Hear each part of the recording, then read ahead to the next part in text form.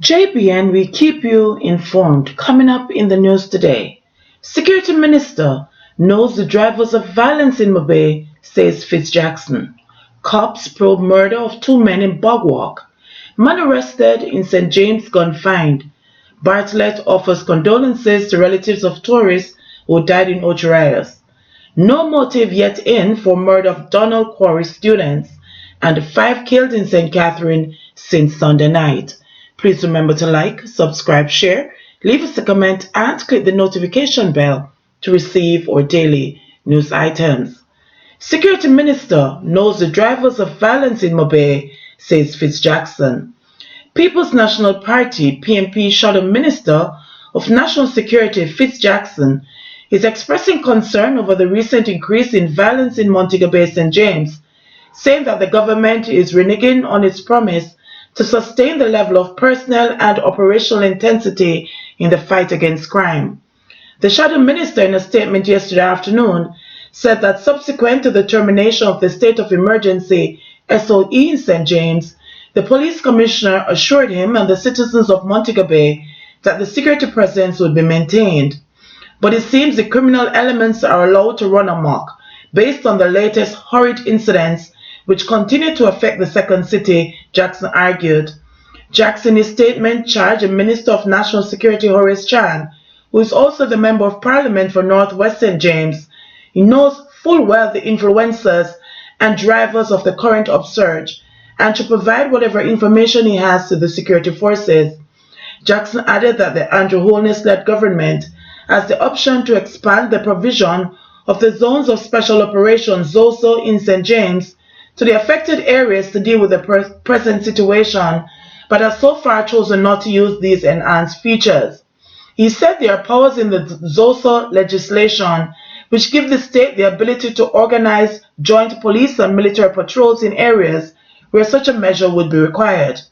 The security forces should immediately deploy the useful elements of the ZOSO legislation, including the joint police-military patrol, as part of the operational strategy to stem the emerging mayhem in Montego Bay, Jackson said. According to Jackson, the security forces have an array of tools and intelligent capabilities at its disposal, and these capabilities should be brought to bear on the situation now before it worsens. Cops probe murder of 2 men in Bogwalk. The Bogwalk police are probing the circumstances which led to the shooting deaths of 2 men in Crawl District, Bogwalk in St. Catherine on Monday, March 11. Dead are 60-year-old Caesar Main, otherwise called Cash, and a man known as Glenmuir Colburn, both of Crawl District in the parish. The police said citizens found the body about 11:30 a.m. and called the police. Upon their arrival, Main and Colburn's body were seen with gunshot wounds. The crime scene was processed and the bodies removed to the morgue, pending post-mortem examinations. Investigations continue. Man arrested in St. James gun find. A man was yesterday arrested in connection with a seizure of a firearm and several rounds of ammunition in Granville, St. James. Reports are that about 7:45 a.m., a police team searched a premises, during which 1.38 revolver containing 3.38 cartridges was seized. The identity of the man in police custody is being withheld at this time. Investigations continue. Bartlett offers condolences to relatives of tourists who died in Ocho Rios. Minister of Tourism Edmund Bartlett has expressed sadness at the passing of 2 tourists in Ocho Rios, St. Anne, on Monday, March 11. One tourist died from injuries he sustained in a motor vehicle accident, while another died suddenly of a heart attack. Both were cruise ship passengers. Reports are that the tourist killed in the motor vehicle accident was walking along the road when he was hit by a minibus. On behalf of all of the Ministry of Tourism and its agencies, I would like to offer my condolences to the family and friends of both visitors during this very difficult time. At this time, we are unable to divulge any further details, but our team is on the ground and in touch with all relevant parties to provide the necessary assistance, said Bartlett. He said that the Jamaica Tourist Board and the Jamaica Vacations, both agencies of the Ministry of Tourism, have initiated the necessary protocols and will continue to be in touch with the relatives and authorities. Again, we are deeply saddened by these 2 tragic and sudden deaths and wish the family strength and comfort at this time, added Bartlett. No motive yet in murder of Donald Quarry students. The St. Catharines South Police are yet to establish a clear motive behind the shooting deaths of two teenagers, a boy and a girl in Westchester, Portmore, last Thursday night. Both teens were students of the Donald Quarry High School in East Kingston. We have not established a motive, but we're looking at some leads. The investigation continues, Senior Superintendent of Police Clive Blair said yesterday. Blair revealed that the young man did not live with any of his parents, but was living in a place in Westchester. He was living in a place in Westchester. He was not living with his mother, and that is forming part of the investigation. I cannot say much more right now, SSP Blair said. According to the police reports, the teen's 15-year-old David Cameron, who is a member of the Donald Quarry High athletics team, and 14-year-old Brittany Allen were lying on a bed in a room at a residence along Mandela Close in the community when armed men entered and opened fire, hitting them both in the head. The police were summoned and upon their arrival found the female deceased laying face down on the bed with what appeared to be gunshot wounds to the head. The male was found laying on his back on the bed also with what appeared to be gunshot wounds to the head. 5 killed in St. Catharines since Sunday night. 5 persons have been killed in St. Catharines since Sunday night. The latest killing occurred late Monday along Brunswick Avenue in Spanish Town when a 32-year-old man identified as Keegan Lawrence, a painter of Brunswick Avenue, was killed by unknown persons.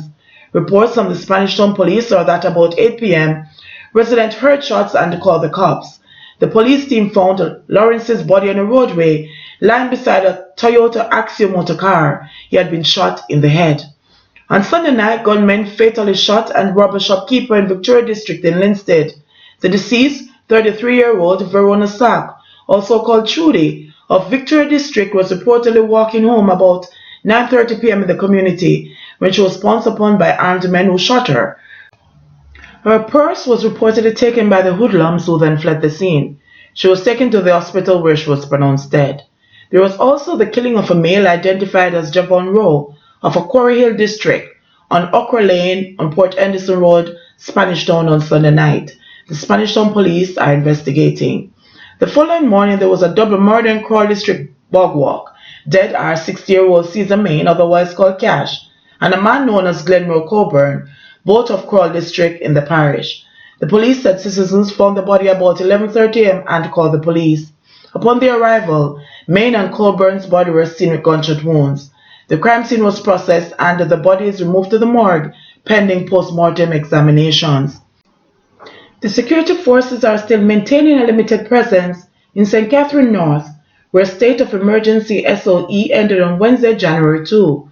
Police have said that the SOE had a major impact on extortion activities in the division and a positive effect overall, especially in containing serious crime. St. Anne man charged after expelling $1 million worth of cocaine. The St. Anne man arrested at the Norman Manley International Airport on Sunday, allegedly with more than $1 million worth of cocaine, is to appear in court on Wednesday on drug charges. 50-year-old Oral Willis of St. Anne's Bay, St. Anne, has been charged with possession of cocaine, dealing in cocaine, and importing cocaine. The police say during security checks, Willis was stopped and interviewed, and based on his responses, he was detained. He was subsequently taken to a medical facility where he was examined. According to the police, Willis expelled 102 homemade capsules containing white substance resembling cocaine, weighing approximately 2.2 pounds. He is scheduled to appear in the Kingston and the St. Andrew Parish Court on Wednesday. Teachers at Central High School in Clarendon protesting. Teachers at Central High School in Maypen, Clarendon staged a sit-in yesterday.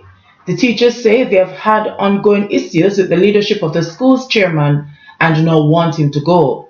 They further complained that their issues have gone unresolved by the Ministry of Education and the Member of Parliament, Mike Henry. The staff continues to be restive as the promises made by the MP have borne no fruit. A meeting was held, and in that meeting, we were promised that by Tuesday we would have gotten a response, a staff member at the school said.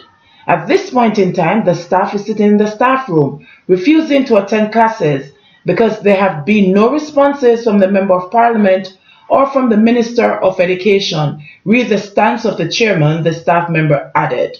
Other members of staff are in solidarity with the teachers' actions. JBN, we keep you informed. Please remember to like, subscribe, share, leave us a comment, and click the notification bell to receive our daily news items.